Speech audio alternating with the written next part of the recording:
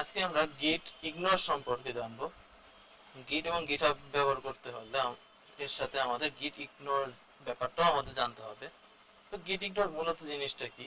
গিট ইগনোর হচ্ছে আপনার প্রজেক্টে এমন কিছু ফাইল থাকতেই পারে যেগুলা ডেভেলপমেন্ট পর্যায়ে দরকার হচ্ছে, কিন্তু আপনার প্রজেক্টটা যখন প্রোডাকশনে চলে যাবে তখন ওই ফাইলগুলো দরকার হচ্ছে না। অর্থাৎ এমন কিছু ডিপেন্ডেন্সি আমরা ইউজ করি ডেভেলপমেন্টের সময়, যেগুলো প্রোডাকশন বা কোথাও যদি আমি ডেপ্লয় করে ফেলি তখন আমার ওই জিনিসগুলো দরকার হয় না। এগুলো আমরা গিটহাবে আমরা হোস্টও করতে চাই না। মানে এই ধরনের ফোল্ডার অনেক বড় হতে পারে, বা আমরা চাই না আরেকজনের সাথে এই ফাইলটা শেয়ার করতে। আমরা সবকিছু আপলোড করব, আমরা সবকিছু হোস্ট করবো, বাট স্পেসিফিক কিছু ফাইল বা ফোল্ডার আমরা চাই যাতে ইগনোর করে, গিট যাতে এগুলাকে অ্যাক্সেস না করে বা এগুলো যাতে স্টেডিং অবস্থায় নিয়ে না যায়। তার জন্য আমরা গিট ইগনোর ইউজ করি। তো তার জন্য গিট ইগনোর ফাইল নিয়ে কাজ করার জন্য আমাদের সর্বপ্রথম একটা গিট ইগনোর ফাইল দরকার হবে। তো চলুন আমরা আমরা এই যে আজকে এই ফোল্ডারে কাজ করছি, আমরা গত ভিডিওতে আমরা এই ফোল্ডারেই ছিলাম। তো এখানে আমি একটা কিছু পরিবর্তন করেছি। একটা হচ্ছে দেখানোর সুবিধার্থে, আজকে ভিডিওটি দেখানোর সুবিধার্থে আমি ডে 4 কে আনস্টেজ করে নিয়েছি, এবং সাথে সাথে আরেকটা ফাইল আছে ডে 5, এটা আমি ক্রিয়েট করেছি এবং এই ফাইলে আমি একটা কিছু টেক্সট লিখে দিয়েছি ডে 5। যাই হোক, এটা কোনো ব্যাপার না। এর পাশাপাশি আপনাদের সামনে এখন আমি আরেকটা ফাইল ক্রিয়েট করব। ফাইলটা ক্রিয়েট করার জন্য আমরা প্রথমে এই যে নিউ থেকে টেক্সট ডকুমেন্ট নিলাম, এখান থেকে আমি বলে দেব যেহেতু গিট ইগনোর, তো শুরুতে আমাদের ডট গিট ইগনোর এইভাবে লিখে দিতে হবে। আমার স্পেলিংটা একদম ঠিক হতে হবে, লক্ষ্য রাখবেন গিট ইগনোর।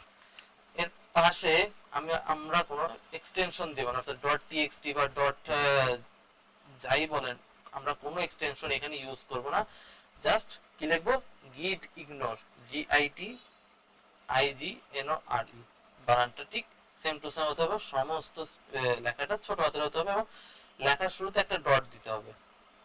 তাহলে আমাদের গিট ইগনোর ফাইল বানানোর নিয়ম হচ্ছে প্রথমে একটা ডট দিব, তারপরে লিখবো গিট ইগনোর, তারপরে যদি আমি এন্টার দিই, আমাকে যেহেতু আমি ফাইলের একটা কিছু চেঞ্জ করতে চাচ্ছি, তাহলে আমার কাছে পারমিশন চাচ্ছে, আমি এটাকে এস দিয়ে দিলাম।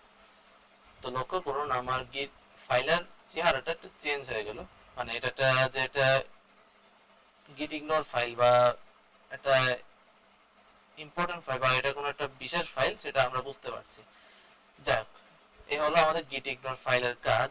এখন আমরা যদি এটাকে একটু টার্মিনালে দেখি, তো আমি আপনাদের সামনে আগে থেকেই এই ফোল্ডারটা টার্মিনালে ওপেন করেছি। এই যে আমার পাথটা দেখবেন, গিট টিউটোরিয়াল।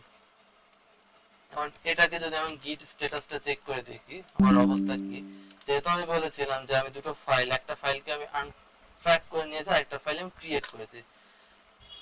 তো আমি স্ট্যাটাসে দেখতে পাচ্ছি এই যে আমি অলরেডি একটা গিট ইগনোর ফাইল বানিয়েছি, এটাকে আমাকে দেখাচ্ছে ডে 4, যেটাকে আমি আনস্টেজ করে নিয়েছি বা আনট্র্যাক করে নিয়েছি, এবং ডে 5টাকে আমি এই এই ভিডিওর জন্য ক্রিয়েট করেছি।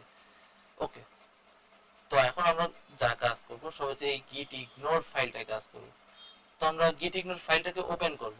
গিট ইগনোর ফাইলটা ওপেন করার জন্য আমরা উইন্ডোজে রাইট ক্লিক করে, যদি আপনি উইন্ডোজ 10 এ হন তাহলে এখানে ওপেন উইথ একটা অপশন আসবে, এই যে নোটপ্যাড অপশন আসবে, বা চুজ দ্য অ্যাপ, এখান থেকে যে নোটপ্যাডটা দিয়ে আপনি জাস্ট ওয়ান্স দিলেন হোয়াট এভার। তো আপনার সামনে যে এইটারই নোটপ্যাডে ওপেন হলো। এখন হচ্ছে আসল কাজ। এখন আমি যদি চাই যে আমার এই দুটা ফাইল আনকমিট অবস্থায় আছে বা আনট্র্যাক অবস্থায় আছে, কিন্তু আমি চাই না ডে 4 অথবা ডে 5 বা ডে 4টাকে আমি চাই না স্টেজিং অবস্থায় নিয়ে যেতে, বা আমি যখন গিট কমিট করব তখন যাতে এই ফাইলটাকে ইগনোর করে। তাহলে তার জন্য আমি কি করব, ঠিক এই ফাইলের যে নামটা ঠিক সেম টু সেম ফাইলটা এর নামটা এখানে লিখে দেব, day4.txt দিয়ে আপনি কন্ট্রোল এস দিয়ে সেভ করে নেবেন। সেভ করার পরে আমরা যদি এখন এটাকে ব্যাক করে আমরা টার্মিনালটা চেক করি, এখন যদি আমি গিট স্ট্যাটাসটা দেখি, তো দেখুন আগে আমাদের ডে 4টাও দেখাচ্ছিল, কিন্তু এখন দেখুন ডে 4টা নাই, কারণ অলরেডি আমি এই ফাইলটাকে ইগনোর করছি। গিটকে বলে দিচ্ছি যে গিট ডে 4 যে টিএক্সটি ফাইলটা আছে সেটাকে তুমি ইগনোর করো। মানে গিটের কাছে ব্যাপারটা এখন এমন হয়ে গেছে, এই ফাইলটা তার কাছে অদৃশ্য। আমি গিট ইগনোরের মাধ্যমে এইটাকে অদৃশ্য করে দিয়েছি। এটা এখন কোনো জায়গায় ট্র্যাক হবে না। আমার যে গিট যে এখানে ইনিশিয়ালাইজ করা, সেই ইনিশিয়ালাইজের ভিতরে dev4.txt ফাইলটা এখন আর ট্র্যাকই হবে না। আমি এই ফাইলে যা করি না করি কেন কিচ্ছু ট্র্যাক হবে না। এখন যদি চাই যে না আমি day4 day5 দুটোকেই আমি ইগনোর করতে চাই, তাহলে আপনি পরের লাইনে লিখে দিন day5.txt। ওকে, day5.txt করলাম। এখন যদি আমি আবার স্ট্যাটাসটা চেক করি, তাহলে দেখুন শুধু গিট ইগনোর দেখাচ্ছে, অর্থাৎ গিটার কাছে day4 আর day5 উধাও হয়ে আছে। মানে এইভাবে বুঝে নিন এটা জাস্ট উধাও হয়ে আছে। এখন আপনাদের সাথে আরেকটা কিছু শেয়ার করি। যদি চাই যে আমার এখানে হয়তো অনেকগুলো টেক্সট ফাইল থাকতে পারে, আমার এখানে অনেক টেক্সট ফাইল থাকতে পারে, একটা দুইটা তিনটা চারটা পাঁচটা অনেক টেক্সট ফাইল থাকলো, বা অন্য ফরম্যাটের ফাইল লাইকসে আমি কিছু ছবি নিয়ে আসতে পারি। আমি কিছু এখান থেকে ছবি যদি নিয়ে আসার চেষ্টা করি, এখান থেকে আমি কিছু ছবি দেখি পাই কিনা।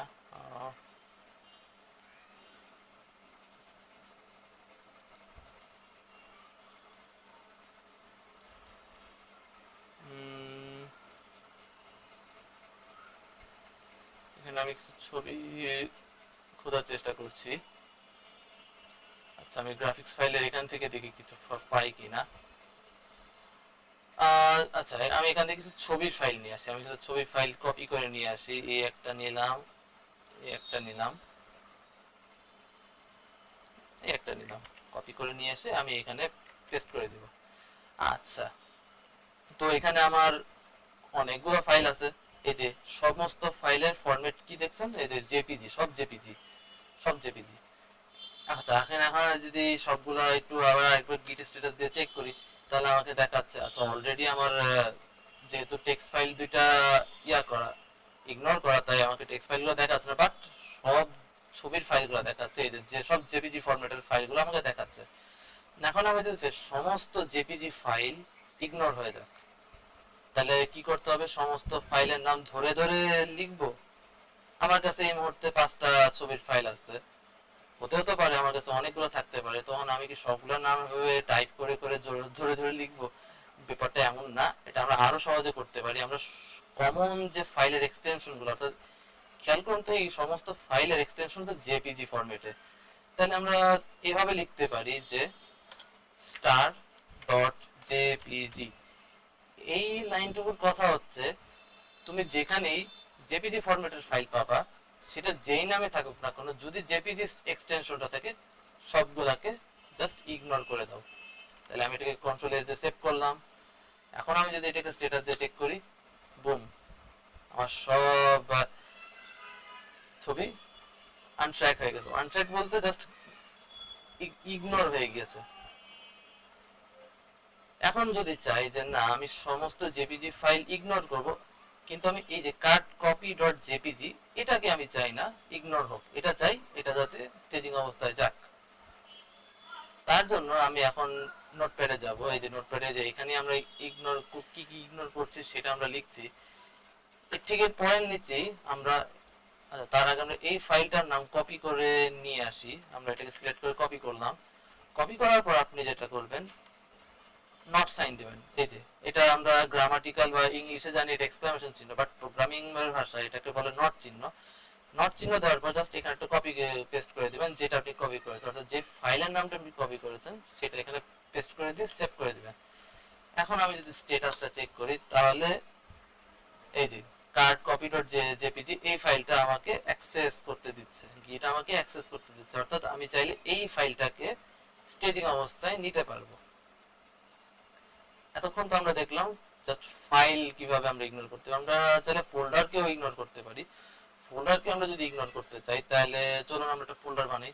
আমরা এই ছবির জন্য একটা ফোল্ডার বানাই। যে একটা প্রজেক্টের ভিতরে তো অনেকগুলো ছবি থাকতেই পারে, তাহলে আমরা এই যে আইএমজি নামক একটা ফোল্ডার নিলাম, এর ভিতরে এই যে ছবিগুলো জাস্ট পেস্ট করে দিলাম। পেস্ট মানে ড্র্যাগ এন্ড ড্রপ। ওকে, তো আচ্ছা আমরা এইটুকু আমরা স্ট্যাটাসটা চেক করে দেখি যে কি হলো, তার জন্য আপনাদের স্ক্রিনটা ক্লিয়ার করে দিই, স্ট্যাটাসটা চেক করি। তো দেখো ধরুন আমাকে এখন বলছে যে একটা ফোল্ডার আমি পাচ্ছি, গিট বলতেছে আমি একটা ফোল্ডার পাচ্ছি, এই ফোল্ডারটা আপনি চাইলে ইগনোর করতে পারেন। তো আমরা যদি চাই ফোল্ডারটাকে ইগনোর করতে, তো তার জন্য আমরা নোটপ্যাডে যাই, আপনার আগে যা কাজ করেছি, আচ্ছা আমরা এটুকু যে আমরা ছবির ফাইল নিয়ে কাজ করছি, তো এই দুইটা ফাইল ইগনোর থাক। আমরা যদি চাই কোনো ফোল্ডারকে ইগনোর করতে, তাহলে আপনি প্রথমে একটা স্ল্যাশ দিবেন, তারপরে ওই ফোল্ডারটার নাম, আমরা এই যে আইএমজি ফোল্ডারটাকে ইগনোর করতে চাই, তাহলে এইটাকে, এই যে নামটা, এই নামটা জাস্ট এখানে বসিয়ে দিন, আইএনজি। ফাইন। এখন আপনি যদি আবার স্ট্যাটাসটা চেক করুন, তাহলে দেখুন ইমেজ ফাইলটা দেখাচ্ছে না, ইমেজ ফোল্ডারটাও দেখাচ্ছে না। এখন যদি এমন হয় ইমেজ ফোল্ডারের ভিতরে স্পেসিফিক কোনো ছবিকে আমি ইগনোর করব, ইমেজ ফোল্ডারে স্পেসিফিক কোনো ছবিকে আমি ইগনোর করব, লাইক আমি যদি এই যে কাট কপি, এটাকে আমি ইগনোর করতে চাই, তাহলে এটা আপনি একটু কপি করে নিন। কপি করার পর নোটপ্যাডে যান, এই যে এখানে লিখেছেন না আইএনজির পর একটা স্ল্যাশ দিন, স্ল্যাশ দিয়ে এই যে পেস্ট করে দিন। এখন যদি আমি স্ট্যাটাসটা আবার চেক করি, তার সিএলএস ক্লিয়ার করে নিই,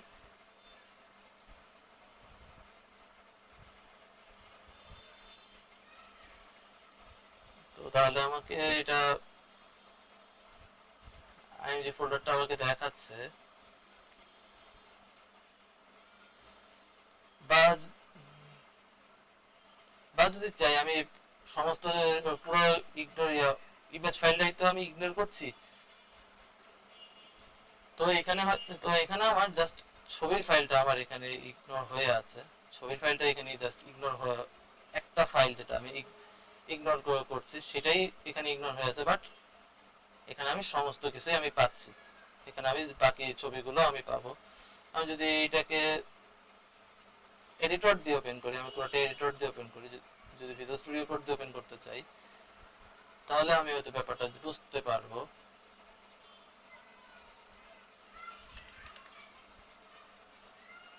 এই যে এই যে এই যে এবার দেখুন এখানে আমাকে বলছে, এখানে আপনি একটা যে লক্ষ্য রাখবেন, এখানে যত ইউ দেখছেন এই যে লেখাগুলোর কালার চেঞ্জ হয়েছে, মানে এইগুলা আমি ইগনোর করছি না, এই ফাইলটা আমি ইগনোর করছি, এই ফাইলটা আমি ইগনোর করছি, যার জন্য এটা হাইলাইট হচ্ছে না, এটা সাদা হয়ে আছে। আমি যদি এটাকেও, আমি এই যে এই ফাইলটার নামটা যদি আমি সরিয়ে দিই, এই ফাইলটার নাম যদি আমি সরিয়ে দিই, এই যে এখন দেখুন পুরো ইমেজ ফাইলটাই ইগনোর হয়ে, পুরো ইমেজ ফোল্ডারটাই ইগনোর হয়ে যাচ্ছে। এখন আমি যদি ইমেজ ফোল্ডারটাকেও সরিয়ে দিই, ইমেজ ফোল্ডারটা সরিয়ে দিলাম, এই যে এখন আবার ইমেজ ফোল্ডারটা আনট্র্যাক অবস্থায় চলে আসছে। তো এই ছিল আজকের গিট এবং গিট ইগনোরের ভিডিও। সবাই ভালো থাকবেন।